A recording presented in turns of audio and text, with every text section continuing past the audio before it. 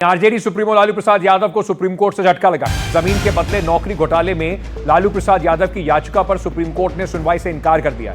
CBI ने इस मामले में जो एफआईआर दर्ज की है उसे खारिज करने की मांग को लेकर लालू प्रसाद यादव के जो वकील हैं वो हाईकोर्ट गए थे। लालू यादव का कहना है कि हाईकोर्ट इस पर जल्द सुनवाई करे, लेकिन हाईकोर्ट ने इससे इनकार कर दिया। इसके खिलाफ लालू प्रसाद यादव सुप्रीम कोर्ट गए और वहां भी सुप्रीम कोर्ट ने इस आग्रह को खारिज कर दिया।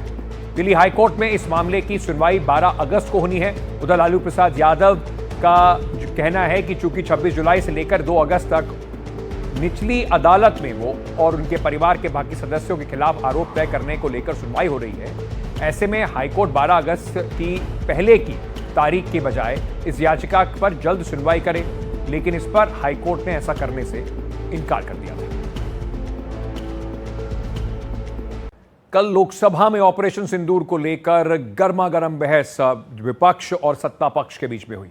लोकसभा में विपक्ष के नेता राहुल गांधी ने ऑपरेशन सिंदूर को लेकर प्रधानमंत्री नरेंद्र मोदी की सरकार पर कई सवाल उठाए और आज भी तीखा हमला बोला। उन्होंने फिर से कहा कि ऑपरेशन सिंदूर में युद्ध विराम को लेकर प्रधानमंत्री मोदी ने अमेरिकी राष्ट्रपति डोनाल्ड ट्रंप के दावों को झूठा नहीं बताया है। राहुल ने यह भी कहा कि मोदी खुलकर बोल देंगे तो ट्रंप की सारी सच्चाई सामने आ जाएगी। राहुल गांधी ने कहा कि इस मुद्दे पर भारत अमेरिका के बीच ट्रेड डील की बातचीत से भी जोड़ दिया। Prime Minister has not said that Trump is lying. It's obvious what has happened. सबको मालूम है, बोल नहीं पा रहे। That is the reality. Rahul ji बोल क्यों नहीं पा रहे? क्या प्रॉब्लम है? हाँ? आपने चुनौती दी कि ट्रम्प को बोलिए कि आप ट्रम्प लायर है, फिर भी पीएम नहीं बोले। नहीं, क्योंकि सच्चाई है ना। अगर पीएम ने बोल दिया तो फिर वो खुल के बोलेगा और वो पूरी सच्चाई रख देगा, तो इसलिए नहीं बोल पा रहे। और सर बार बार ट्रम्प जो है इस बात को कहते हैं, तो आपको लगता है कि हमारा जो स्टैंड है कहीं ना कहीं हल्का पड़ता है भारत का? नहीं, अभी क्या होगा, अभी वो कह रहा है। वो कह क्यों रहा है? क्योंकि वो अपनी ट्रेड डील चाहता है, तो वहां पे दबाएगा इनको। आप देखना कैसी ट्रेड डील बनती है। वहीं राहुल गांधी के बयान पर बीजेपी सांसद रवि किशन ने पलटवार किया। रवि किशन ने बातचीत करते हुए एनडीटीवी से कहा कि जब प्रधानमंत्री मोदी ने कह दिया कि किसी ने सीज फायर के लिए फोन नहीं किया तो बात वहीं खत्म। साथ बीजेपी के सांसद रवि किशन ने कल प्रधानमंत्री ने बहुत स्पष्ट शब्दों में कहा कि दुनिया के किसी नेता ने नहीं कहा था कि युद्ध को रोका जाए, लेकिन कुछ देर बाद डोनाल्ड ट्रंप ने फिर से एक बयान दिया है कि मैंने ही युद्ध रुकवाया था। अब वो देखिए, ट्रंप बाबू हर बैठ के का बोला तड़न, उससे हमके मतलब नहीं। मुझे अपने नेता का सुनना है, और मेरे विश्व के सबसे बड़े नेता ने कहा किसी विदेशी नेता ने हमको फोन नहीं किया, बात खत्म। ट्रम्प क्या बोल रहे हैं, हम यहाँ कहाँ हैं? चीन पर कोई जवाब नहीं दिया। सवाल पूछा, राहुल गांधी ने भी कहा, अखिलेश यादव ने भी कहा। प्रधानमंत्री जी को देश को जवाब देना है। उन्होंने देश को कल पूरा बता दिया, देश को, और जो विपक्ष पूछ रहा था सब शांत हो गए। इनकी हालत खराब है, बिहार अब हार रहे हैं। कल के बयान के, कल के भाषण के बाद अब उत्तर प्रदेश में 27 में विपक्ष हारेगा, बंगाल हारेगा। अब देखिएगा, इतना विराट भाषण, ऐतिहासिक भाषण, सत्य वाला भाषण। ठीक है, हमसे बात करने के लिए शुक्रिया। संसद भवन से हिमांशु शेखर, एनडीटीवी इंडिया। लोकसभा में कल विपक्ष के नेता और कांग्रेस सांसद राहुल गांधी के बयानों को लेकर बीजेपी हमलावर है। बीजेपी के सांसद जगदम्बिका पाल ने आरोप लगाया कि आज राहुल गांधी के बयान पाकिस्तान के अखबार में सुर्खियां बने हुए हैं।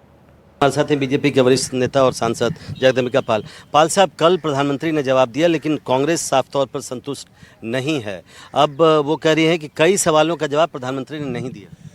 कांग्रेस नहीं संतुष्ट है, इसीलिए आज पाकिस्तान के अखबारों में कांग्रेस के नेता राहुल गांधी को ही लीड मिली हुई है, क्योंकि वो आज भी या अपने बोलते समय भी या लगातार पाकिस्तान के प्रवक्ता की तरह से बोलते हैं, उसके एजेंडे को उठाते हैं।